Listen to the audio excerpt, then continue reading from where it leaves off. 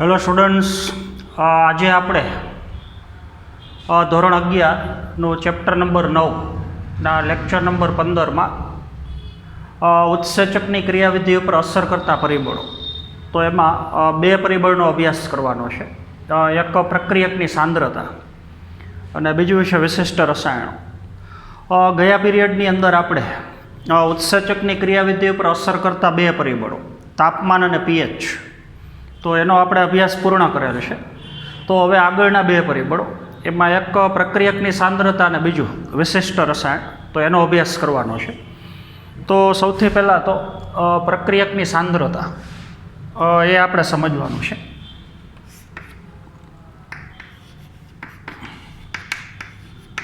જેને આપણે એસ અથવા સબસ્ટ્રેટથી દર્શાવીએ છીએ. તો પ્રક્રિયકનું ઉત્સેચકની હાજરીમાં રૂપાંતરણ, એટલે કે ઉત્સેચકો પ્રક્રિયકનું ઝડપથી રૂપાંતરણ નિપજમાં કરે છે. નિપજને આપણે પ્રોડક્ટથી બતાવીએ છીએ અને ઉત્સેચકને આપણે ઈ એટલે એન્ઝાઇમથી દર્શાવીએ છીએ. તો હવે કોઈ પણ એક માધ્યમ છે, દાખલા તરીકે એમાં પ્રક્રિયકના અણુ, જેનું રૂપાંતરણ નિપજમાં થાય છે. દાખલા તરીકે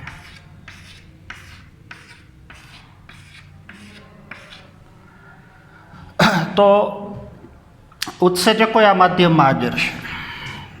દાખલા તરીકે આ ઉત્સેચકો છે, આ બધા.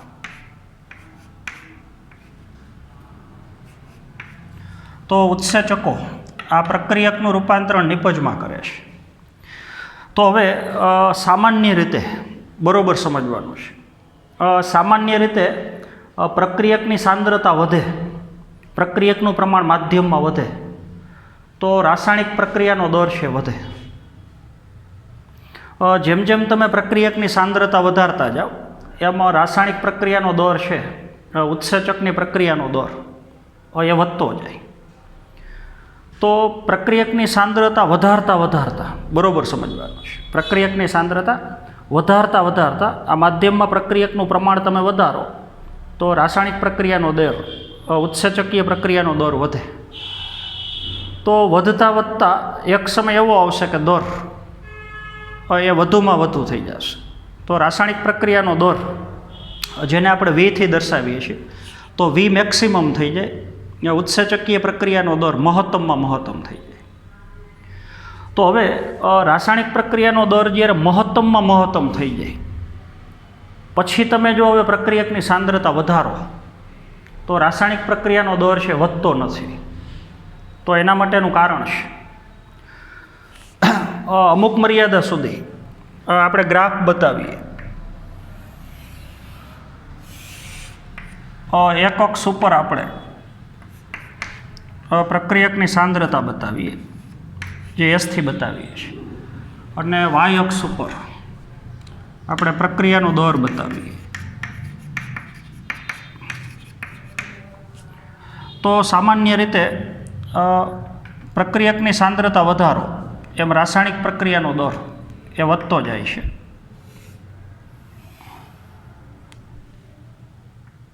દાખલા તરીકે રાસાયણિક પ્રક્રિયાનો આ મહત્તમમાં મહત્તમ દર છે.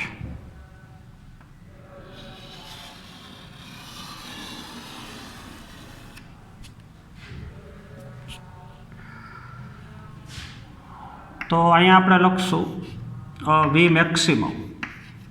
વી મેક્સિમમ એટલે રાસાયણિક પ્રક્રિયાનો ઊંચામાં ઊંચો દર આટલો હોય, આનાથી વધારે દર હોય જ. તો આપણે પ્રક્રિયકની સાંદ્રતા વિરુદ્ધ રાસાયણિક પ્રક્રિયાનો દર એ આલેખ બતાવ્યો છે. તો પ્રક્રિયકની સાંદ્રતા વધારતા જાઓ માધ્યમમાં, એમ આટલી સાંદ્રતા હોય તો રાસાયણિક પ્રક્રિયાનો દર એ અહીંયા સુધી હોય. તો પોઈન્ટ કરીને પછી બધા પોઈન્ટ આપણે જોડેલા છે. તો હવે રાસાયણિક પ્રક્રિયાનો મહત્તમમાં મહત્તમ દર એ આ પોઈન્ટે છે. આટલી સાંદ્રતા થઈ જાય પ્રક્રિયકની, તો દર વધુમાં વધુ હોય. હવે તમે પ્રક્રિયકની સાંદ્રતા વધારો આગળ, છતાં પણ દર એટલો ને એટલો રહે, દર સ્થિર થઈ ગયો. તો રાસાયણિક પ્રક્રિયાનો દર મહત્તમમાં મહત્તમ પહોંચ્યા પછી વી મેક્સિમમ પહોંચ્યા પછી આગળ તમે પ્રક્રિયકની સાંદ્રતા વધારો તો દર એટલો ને એટલો રહેશે, તો દરમાં વધારો નહીં થાય.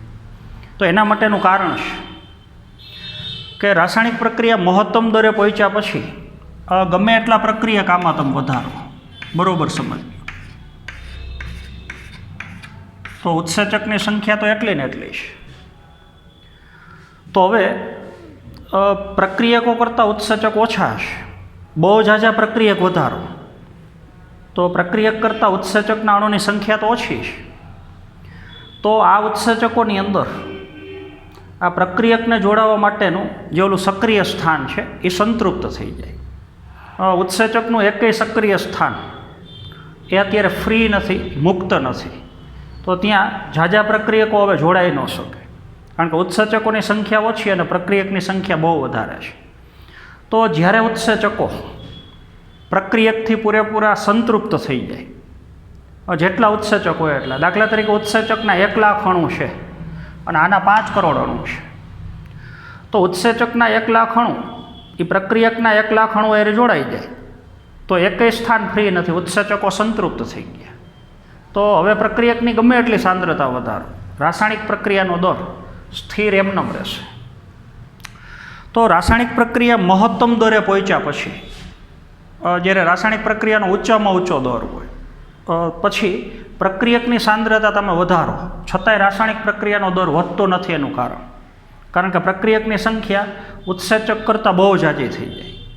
તો ઉત્સેચકના બધા સક્રિય સ્થાન ઉત્સેચકો એ પૂરેપૂરા સંતૃપ્ત થયેલા છે. એકે ઉત્સેચક અત્યારે બિનકાર્યરત નથી, ફ્રી નથી, તો હવે ઝાઝા પ્રક્રિયકો ઉત્સેચક સાથે જોડાઈ ન શકે, તો રાસાયણિક પ્રક્રિયાનો દર એ સ્થિર થઈ જાય. બીજું, રાસાયણિક પ્રક્રિયાનો દર જે આપણે વાય અક્ષ ઉપર બતાવેલો છે, આ વી મેક્સિમમ એટલે રાસાયણિક પ્રક્રિયાનો ઊંચામાં ઊંચો દર, અને એનાથી અડધે એટલે વી મેક્સિમમ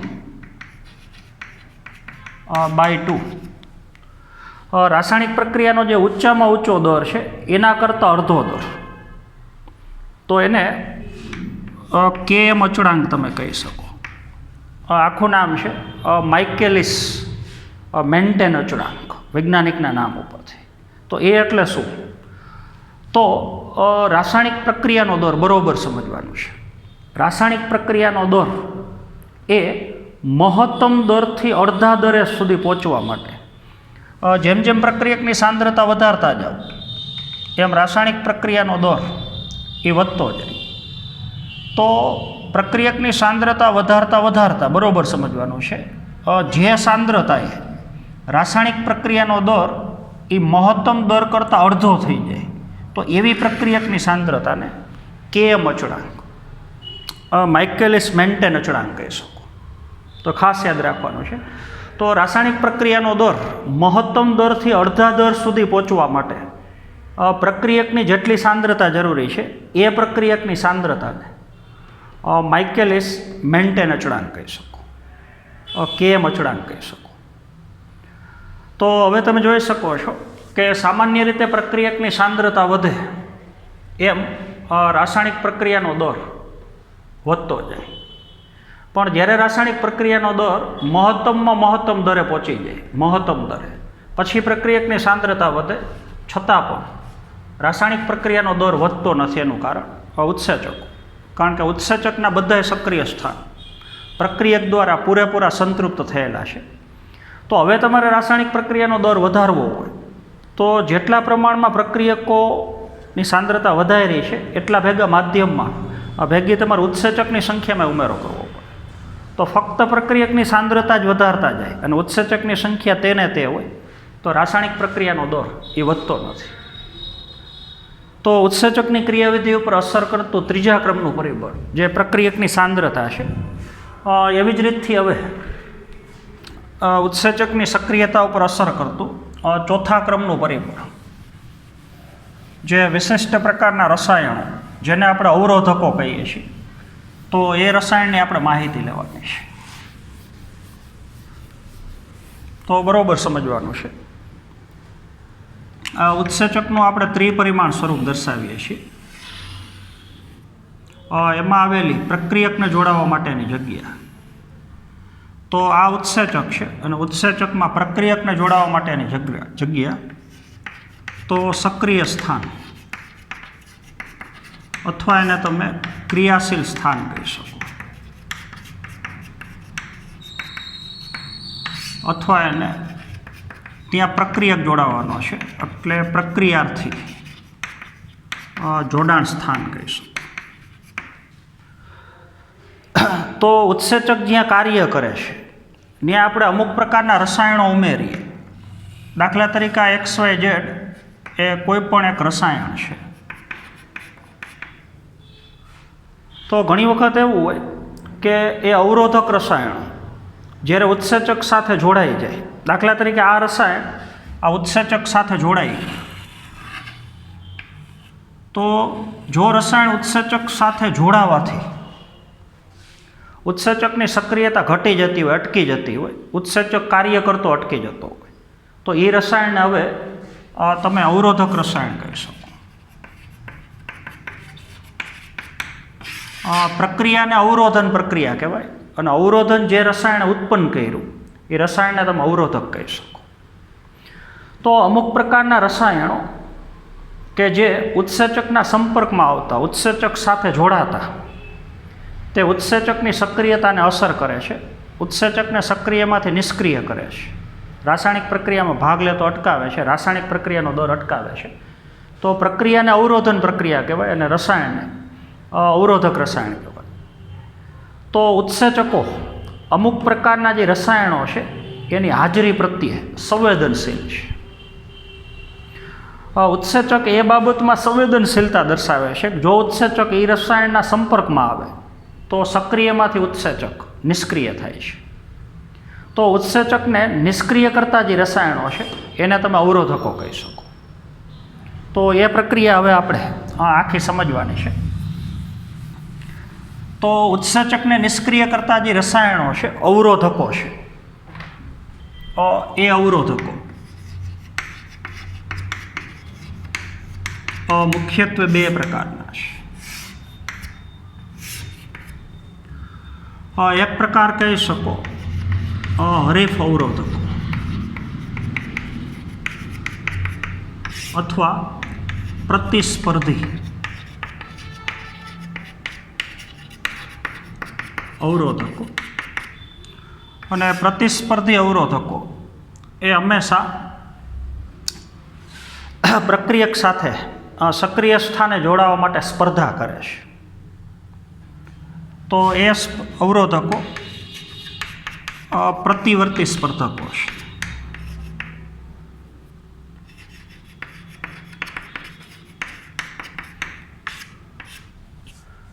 અથવા એને સ્પર્ધાત્મક અવરોધકો કહી શકો.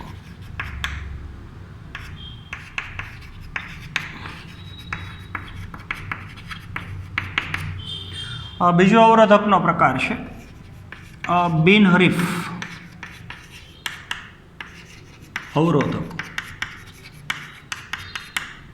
હવે હરીફ અવરોધકો એ હંમેશા પ્રતિવર્તી અવરોધકો જ હોય, એટલે એમાં એક જ પ્રકાર છે પ્રતિવર્તી. બિનહરીફ અવરોધકો છે એમાં પેટા પ્રકાર બે છે. એક અપ્રતિવર્તી અને બીજો પ્રકાર છે પ્રતિવર્તી.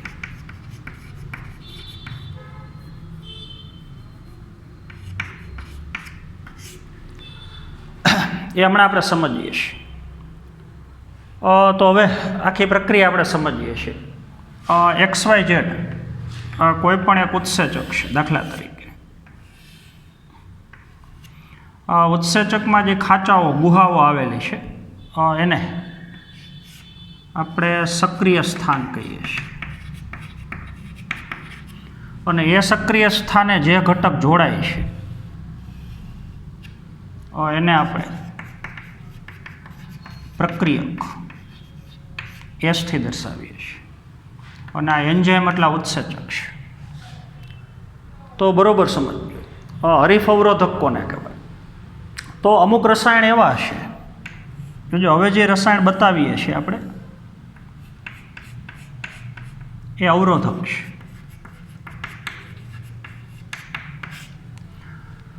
તો અમુક અવરોધકો જે રાસાયણિક બંધારણની દ્રષ્ટિએ પ્રક્રિયક જેવા છે. દાખલા તરીકે માધ્યમમાં ઉત્સેચક એ હાજર છે અને પ્રક્રિયક એ હાજર છે, પણ અવરોધક ગેરહાજર છે. તો આ પ્રક્રિયક સક્રિય સ્થાને જોડાઈ જ શકે.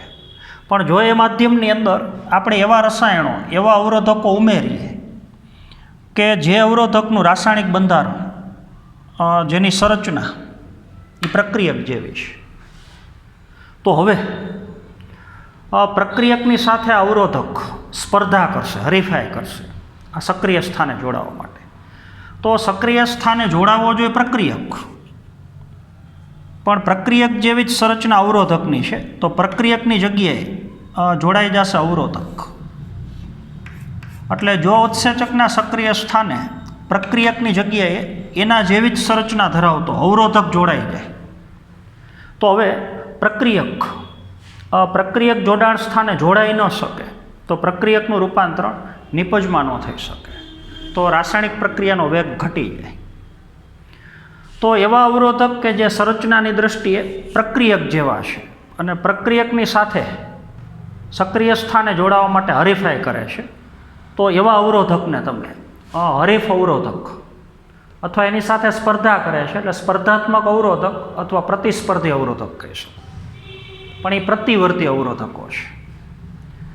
તો જે ઉત્સેચકને કાયમી નુકસાન ન કરે, જ્યાં સુધી પોતે હાજર છે ત્યાં સુધી જ આ પ્રક્રિયકની જગ્યાએ જોડાઈ જાય, તો ત્યાં સુધી રાસાયણિક પ્રક્રિયાનો દર એ ઓછો થઈ જાય. તો પ્રતિવર્તી એટલે ઉત્સેચકો પાછા પોતાના મૂળ સ્વરૂપમાં આવી શકે. તો કાયમી નુકસાન ન કરે એટલે એને પ્રતિવર્તી અવરોધકો કહેવાય. તો આ તમે સમજી ગયા છો. તો આવું એક આપણે ઉદાહરણ લેવું હોય,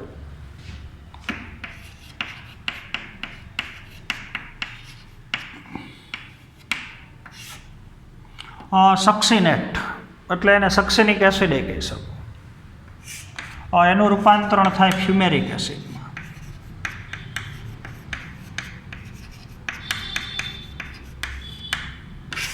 તો બરોબર સમજવાનું છે.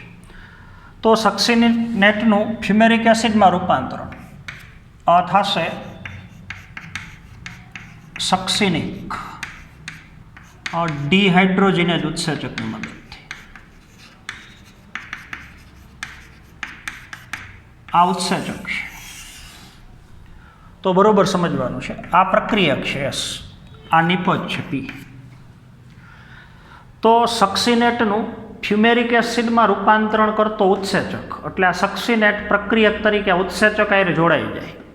જો સક્સિનેટ નામનો પ્રક્રિયક સક્સિનિક ડિહાઇડ્રોજિનેઝ સાથે જોડાઈ જાય એના સક્રિય સ્થાનમાં, દાખલા તરીકે અહીંયા એનું સક્રિય સ્થાન છે અને આ એક પ્રકારનો પ્રક્રિયક છે, તો સક્સિનેટ નામનો પ્રક્રિયક સક્સિનિક ડિહાઇડ્રોજિનેઝ ઉત્સેચકના સક્રિય સ્થાને જોડાઈ જાય, તો સક્સિનેટનું રૂપાંતરણ થઈ જાય ફ્યુમેરિક એસિડ. પણ મેલોનેટ નામનો અવરોધક જો માધ્યમમાં હાજર હોય, બરોબર સમજો, આ જે અવરોધક છે એ મેલોનેટ અને એ અવરોધક તરીકે વર્તે છે. તો મેલોનેટ નામનો અવરોધક એ સક્સિનેટ સાથે સ્પર્ધા કરશે અહીંયા જોડાવા માટે. તો સક્સિનિક ડિહાઇડ્રોજિનેઝના સક્રિય સ્થાને જોડાવો જોઈએ સક્સિનેટ, એની જગ્યાએ જોડાઈ જાય મેલોનેટ. તો જો મેલોનેટ અહીંયા જોડાઈ જાય તો આ રાસાયણિક પ્રક્રિયાનો દર એ ઘટી જાય, ફ્યુમેરિક એસિડ બનવાનો દર ઓછો થઈ જાય. તો આને તમે પ્રતિસ્પર્ધી અવરોધક, હરીફ અવરોધક કહી શકો. એનું એક ઉદાહરણ છે. તો તમારા ટેક્સ્ટબુકની અંદર આ જે વિશિષ્ટ પ્રકારના રસાયણો અવરોધક તરીકે વર્તે છે એમાં એક જ પ્રકાર તમને આપેલો છે, હરીફ અવરોધકો. પણ બિનહરીફ અવરોધકો હોઈ શકે. તો આ પ્રકાર એ આપણે થોડો એક્સ્ટ્રા ચલાવીએ છીએ, પણ તમારે યાદ રાખવાનું છે. તો એ હવે આપણે સમજીએ.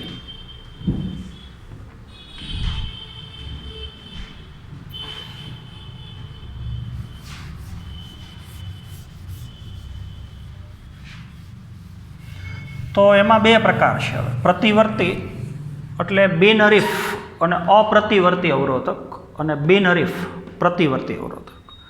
હરીફ અવરોધકો એ હંમેશા પ્રતિવર્તી જ હોય, એ ઉત્સેચકને કાયમી નુકસાન ન કરે. તો આમાં હવે બે શક્યતા છે, અપ્રતિવર્તી અને પ્રતિવર્તી. દાખલા તરીકે XYZ કોઈ પણ એક ઉત્સેચક છે, બરોબર સમજો. ઉત્સેચકમાં આવેલું આ સક્રિય સ્થાન છે અને XYZ આ અવરોધક છે, પણ એનું આપણે નામ જ આપીએ આ અવરોધક બિનહરીફ અપ્રતિવર્તી અવરોધક છે. બિનહરીફ અને અપ્રતિવર્તી. તો પહેલાં તો બિનહરીફ અવરોધક કોને કહેવાય? તો એવું કોઈ પણ રસાયણ કે જે સક્રિય સ્થાને જોડાવા માટે પ્રક્રિયક સાથે સ્પર્ધા ન કરતું હોય, તો એ રસાયણ સક્રિય સ્થાને ન જોડાય, પ્રક્રિયકની જગ્યાએ અન્ય કોઈ પણ જગ્યાએ જોડાઈ જાય. દાખલા તરીકે આ અવરોધક અહીંયા જોડાઈ ગયો, પણ ઉત્સેચક સાથે એ બિનહરીફ અવરોધકનું જોડાણ થવાથી ઉત્સેચક નિષ્ક્રિય થઈ જાય, એ પ્રક્રિયકનું રૂપાંતરણ નિપજમાં ન કરી શકે. એટલે અવરોધક તો છે જ, પણ પ્રક્રિયક સાથે અહીંયા જોડાવા માટે સ્પર્ધા કરતો નથી, એટલે પ્રકાર થઈ ગયો બિનહરીફ અવરોધક.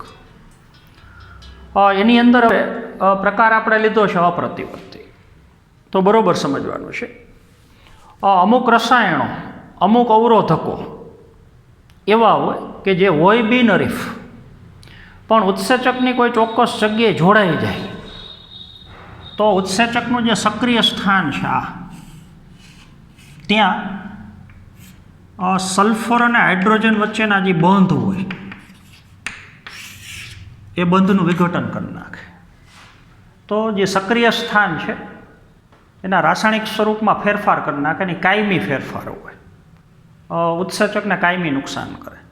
તો હવે પ્રક્રિયક એ સક્રિય સ્થાને જોડાઈ ન શકે, તો રાસાયણિક પ્રક્રિયાનો દર ઘટી જાય.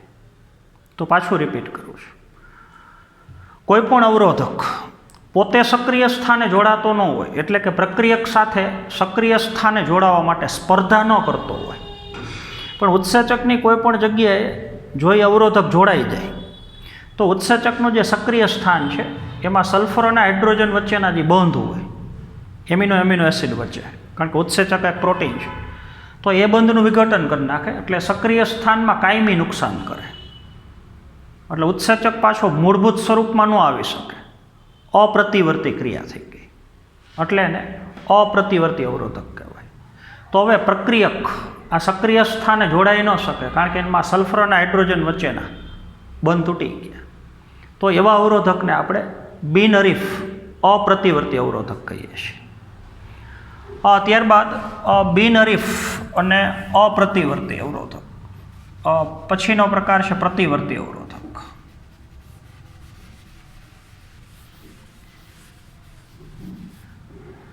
તો આપણે એલોસ્ટેરિક સ્થાનની વાત કરી હતી.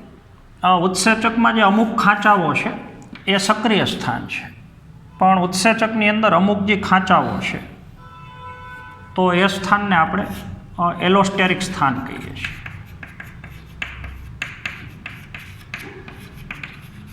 આમ તો એલોસ્ટેરિક સ્થાન ઉત્સેચક માટે ફાયદાકારક હોય છે, એ ઉત્સેચકને સક્રિય કરવાનું કાર્ય કરે છે. હવે અમુક પ્રકારના રસાયણો બરોબર સમજવાનું છે, અમુક પ્રકારના રસાયણો જો એલોસ્ટેરિક સ્થાને જોડાઈ જાય, અહીંયા દાખલા તરીકે આ રસાયણ છે એ અવરોધક તરીકે આ એલોસ્ટેરિક સ્થાને જોડાઈ જાય અહીંયા,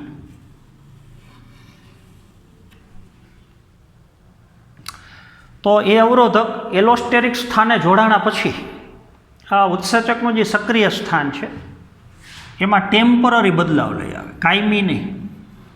આપણે આગળ વાત કરી એના રાસાયણિક બંધારણમાં કાયમી ફેરફાર થઈ જાય. તો જ્યાં સુધી અવરોધક અહીં જોડાયેલો હોય ત્યાં સુધી એનું સક્રિય સ્થાન એમાં ટેમ્પરરી ફેરફાર થઈ જાય. તો જેવો અવરોધક અહીંથી દૂર થઈ જાય એલોસ્ટેરિક સ્થાન ઉપરથી, એટલે સક્રિય સ્થાન પાછું યોગ્ય થઈ જાય, વળી પાછું ત્યાં પ્રક્રિયક જોડાય છે.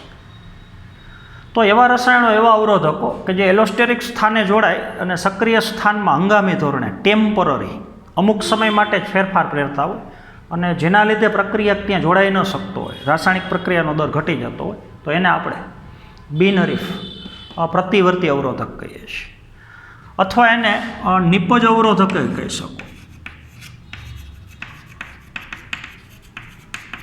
તો એ મોટા ભાગે નિપજ હોય પી.